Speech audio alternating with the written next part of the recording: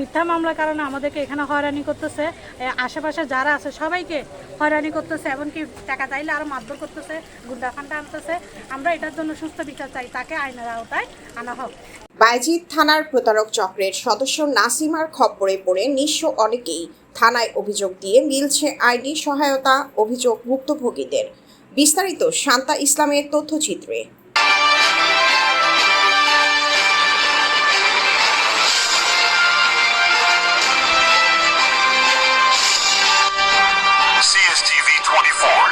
নগরের বায়েজিদ এলাকায় প্রতারক চক্রের সদস্য নাসিমা আক্তারের বিরুদ্ধে লক্ষ লক্ষ টাকা হাতিয়ে নেওয়ার অভিযোগ উঠেছে।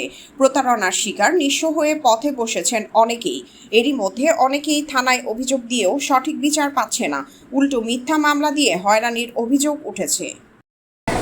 আমার জন্য কাবিজ তোমার করি, সব কিছু করি, পাগল করে দিচ্ছে। এরপরে 4বার বিচার ডাকছে সমাজের মানুষ।